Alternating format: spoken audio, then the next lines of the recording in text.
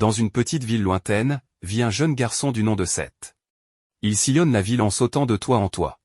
Seth est un apprenti sorcier. Il rejoint son ami Tommy dans la forêt pour lui montrer ses progrès en magie. Tommy le réprimande pour son retard. Pour se faire pardonner, il a apporté de nouveaux grimoires et tente de lancer de nouveaux sorts. Mais il ne parvient pas à effectuer ces nouveaux sorts, alors il exécute sa spécialité. Il concentre alors du fantasia dans son poing puis il cogne dans un rocher et l'envoie valser au long. Malheureusement, le rocher atterrit sur une ferme du village de Pompo Hills, ce qui rend fou de rage les vachidermes de la ferme. Les animaux se mettent à courser Seth et Tommy, qui fuient jusque dans la ville. Pendant qu'ils couraient, il priait pour que sa maîtresse en sorcellerie, Alma, ne soit pas au courant de l'incident. Mais aussitôt il tombe sur elle.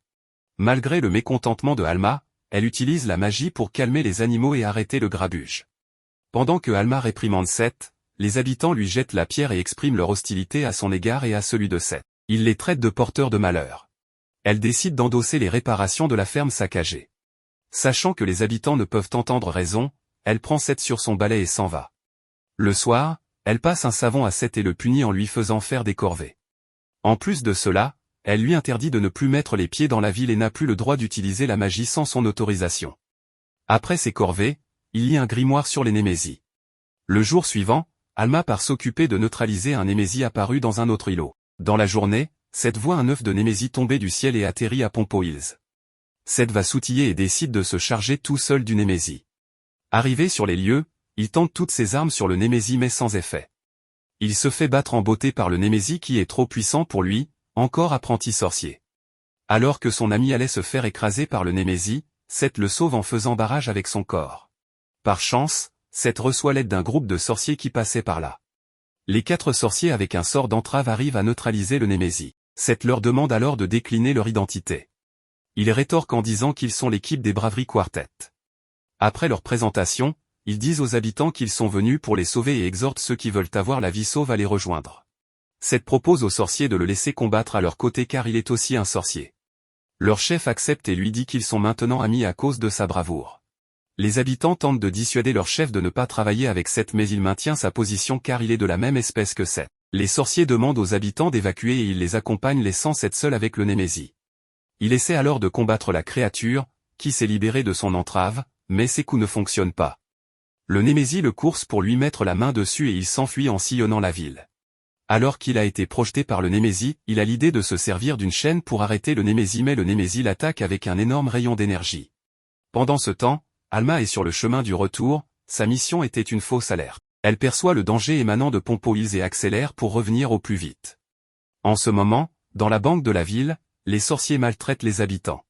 Seth rejoint le Bravery Quartet, qui était censé aller aider les employés de la banque, parmi lesquels se trouve le père de Tommy. Mais les 4 sorciers ont profité du fait que Seth occupait le némésie pour braquer la banque. Le chef veut faire comprendre à Seth que rien ne sert de protéger la population qui n'arrêtera jamais de traiter les sorciers de parias. Seth cependant n'adhère pas à leur point de vue et commence à les attaquer pour les mettre hors d'état de nuire. Il arrive à en mettre 2 hors d'état de nuire mais l'un des 4 sorciers, Gigi, repousse Seth et le met KO. Les sorciers prennent la fuite laissant les habitants à leur sort. Alors que les voleurs prennent la fuite, le némésie se libère et prépare une attaque avec un énorme rayon d'énergie. Seth se relève malgré tout et s'efforce de bloquer l'attaque. Les voleurs observent de loin, surpris de cette puissance qu'ils ne soupçonnaient pas en lui de même que les habitants. Seth réussit à repousser l'attaque du némésie au point que ses gants de sorcier se désintègrent. Elle utilise la magie à main nue pour porter un coup fatal au némésie mais cela ne suffit pas et Seth est à bout de force. C'est Alma qui arrive à temps pour l'achever, alors que Seth n'a plus d'énergie. Épuisé, il s'écroule mais Alma le rattrape et le félicite. Elle capture les membres du Bravery Quartet et les fait envoyer directement aux autorités. Le calme revient à Pompo Hills, mais les rues sont ravagées. Tommy remercie tout de même Alma pour les avoir sauvés et lui remet les morceaux des gants de Seth. Les 2 sorciers repartent. Alma rappelle à Seth de ne pas se servir de la magie sans gants, pour éviter le plus possible d'attirer l'attention de l'Inquisition. Elle lui dit que les gens de l'Inquisition ont horreur de tout ce qui sort de l'ordinaire. Alma pense que les habitants de la ville pourraient le dénoncer mais Seth ne croit pas cela. Elle lui fait alors remarquer sa naïveté en lui disant que les gens infectés et les gens normaux n'arrivent pas à vivre ensemble. Pour pallier au problème, Seth prend toutefois la décision d'exterminer tous les némésies et de permettre aux sorciers de ne plus subir de discrimination. Alma lui parle alors du Radiant, la source légendaire de tous les némésies dont l'existence reste à prouver. Mais Seth prend ça pour argent comptant. Alma par le passé, après un incident, avait perdu la mémoire. Elle fut retrouvée avec Seth à ses côtés, alors qu'il n'était que bébé. Quand il commença un peu à grandir, elle entreprit avec lui une quête à la recherche de gens qui les connaîtraient, mais en vain. Elle finit par se tourner vers la chasse de Némésie. Un jour, alors qu'elle était en mission, des enfants lynchèrent Seth, le traitant comme un moins que rien. La peur déclencha en Seth ses pouvoirs malgré lui. Les villageois voulurent le mettre à mort par le bûcher mais Alma arriva à temps pour le sauver et menaça de jeter une malédiction sur les villageois ce qui les fit fuir. Elle réconforta le petit qui pleurait sans cesse et se rendit compte à quel point il était fragile. Elle a laissé de côté sa quête identitaire pour mieux s'occuper de l'enfant. Depuis, elle a fait l'acquisition d'une maison suspendue à une montgolfière ce qui leur permet de parcourir et de découvrir de nouveaux endroits. Seth sort en douce voulant se lancer bille en tête sur les traces du radiant mais Alma l'attrape. Elle lui confie de quoi s'équiper pour son voyage. En partant, Seth revient en arrière et embrasse très fort Alma avant de poursuivre sa route. La prouesse de Seth, à avoir utilisé la magie sans gants, arrive aux oreilles de l'Inquisition. Alma reçoit la visite du doc, venu récupérer le cadavre du Némésie pour lequel il peut obtenir une prime. Pendant ce temps, Seth a percuté un vaisseau de l'Inquisition. Les soldats de l'Inquisition tentent de l'arrêter mais en vain. Il utilise son pouvoir contre eux. Ayant utilisé sa magie devant les membres de l'Inquisition et, en l'absence de papier d'identité ou de laissez-passer, il doit finir au fer. Il refuse de se laisser faire et clame haut et fort son innocence mais il finit par être enfermé dans une cage. Il tente de s'en sortir en vain car les matériaux de la cage dissipent les pouvoirs magiques. Dans les niveaux inférieurs du vaisseau de l'Inquisition, Seth se souvient qu'Alma lui avait conseillé d'aller à Artémis, la confédération des sorciers afin d'y rencontrer le puissant Naga. Là, il pourra y obtenir des informations sur le radiant. Elle lui conseilla aussi d'éviter tout contact avec le chat jaune.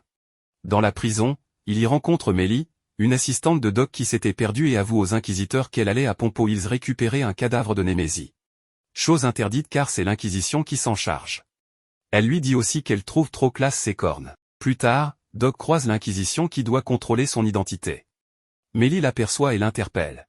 Cela met la puce à l'oreille des inquisiteurs qui savent qu'elle et le Doc sont liés, ils en déduisent qu'il a récupéré illicitement un cadavre de Némésie. Il se fait aussi enfermer. Mélie lui demande la raison de son arrestation et il rétorque que c'est parce qu'elle a affirmé le connaître. Seth fait connaissance avec le Doc et il lui dit qu'il est celui qui a tué le Némésie. Il affirme aussi devant lui qu'il est à la recherche du radiant pour détruire tous les Némésies d'un coup. Il supplie le Doc de l'emmener avec lui sur Artemis. Pendant ce temps, le piaf de Mélie vole les clés de leur cage aux gardiens. Après s'être libérés des cages, Seth, Mélie et le Doc tentent de s'enfuir en se faufilant d'un endroit à un autre pour récupérer leurs affaires avant de partir. Ils cherchent en vain leurs affaires mais ne trouvent rien. Tout à coup, ils l'aperçoivent sur un plateau porté par les gardes. Malheureusement, ils se font repérer par le chef de l'Inquisition. Il ordonne à ses hommes de les capturer. Seth utilise sa magie pour s'occuper des soldats et Mélie lui vient en aide avec sa magie défensive. Mais ils finissent par être au bout du rouleau puis se font encercler. Acculé, Mélie laisse place au côté destructeur de sa personnalité et lamine les soldats en les bombardant. Le chef prend Mélie en joue mais Seth sur son balai volant l'attaque. Il esquive et Seth atterrit sur l'entrave du vaisseau du Doc ce qui dégage le vaisseau. Le chef est surpris de voir Seth utiliser la magie sans gants.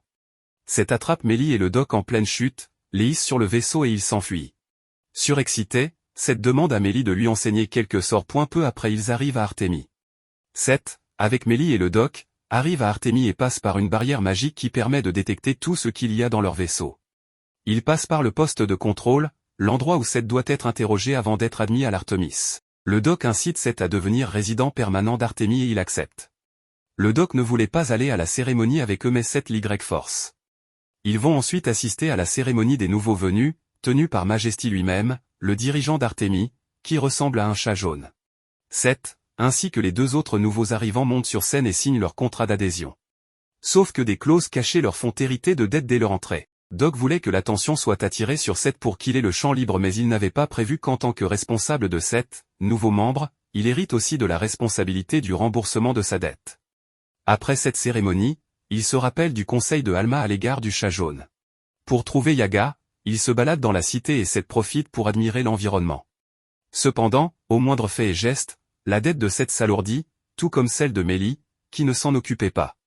Pour avoir plus d'informations, ils se rendent dans une taverne. Dans la taverne, un homme met en colère Mélie puis elle le bombarde avec sa magie ce qui fait augmenter les dettes de Doc et fait de lui le roi de la dette. En fin de journée, un sorcier qui les épiait vient leur parler et demande à Seth son avis sur la cité. Seth, malgré le système contraignant financier, apprécie les lieux où les sorciers ne sont pas persécutés. Soudain Artémis est attaqué par le régiment de l'Inquisition avec qui Seth avait eu une altercation. Cependant, ils reçoivent l'ordre de se retirer, car Majesty a négocié, avec de coquettes sommes, auprès des autorités le retrait de leurs troupes.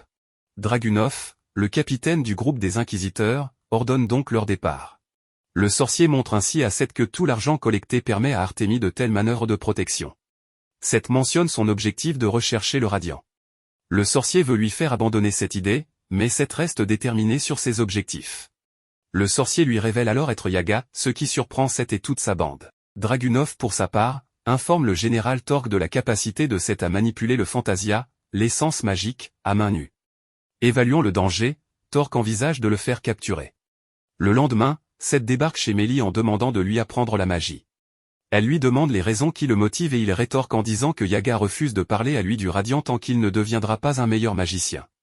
Et pour qu'il soit en mesure de lui parler, il doit maîtriser les sorts comme le météore drop par exemple. Mélie lui fait savoir qu'elle arrive à lancer des sorts offensifs lorsqu'elle réveille sa deuxième personnalité belliqueuse. Elle l'emmène voir le doc, qui pourrait l'aider. Il le trouve dans un café, alors qu'il voulait offrir une rose à la serveuse Miss Melba, son amoureuse. L'arrivée des deux jeunes sorciers fait tomber son plan à l'eau. De plus, la marionnette de Miss Melba est le père de la jeune femme qui rejette Doc. Miss Melba leur offre le repas pour fêter l'arrivée de Seth, puis une tisane de sa composition, mais son goût infect pousse Doc à prendre la fuite avec comme prétexte d'apprendre la magie à Seth. Sur une plaine, Doc enseigne les rudiments du météore drop à Seth, mais il ne parvient pas au résultat voulu. Seth se demande pourquoi il n'arrive pas à maîtriser le Fantasia. Puis d'un coup, il parvient à lancer une attaque par hasard, ce qui fait valser le Doc. Soudain, Mélie change de personnalité pour apprendre la magie à Seth et se met à matraquer les météores drop sur Seth et Doc. Ce dernier se fait envoyer valser au loin, tandis que Seth prend la fuite. Mélie le poursuit, le cri blanc de météore drop. Cela déchire légèrement ses gants, Seth parvient à réaliser son météore drop et il remercie Mélie, qui redevient calme. Plus tard, Seth va montrer à Yaga le fruit de son entraînement, qui consent à lui parler du radiant. Il lui rappelle que c'est une terre interdite où seuls les magiciens confirmés peuvent se risquer. Il va donc commencer par former plus sérieusement Seth à la magie. Le jour suivant, Seth débarque chez Mélie pour lui demander d'emménager chez elle. Il dormait dans le parc mais cela n'étant pas gratuit, il doit trouver un moyen de ne pas s'endetter encore plus. Mélie accepte de lui laisser la pièce de son appartement qu'elle n'utilise pas. Seth lui demande ce que sont les deux poupées avec qui elle parlait, Gulul et Gertrude. Mélie répond avec embarras qu'il s'agit de ses amis.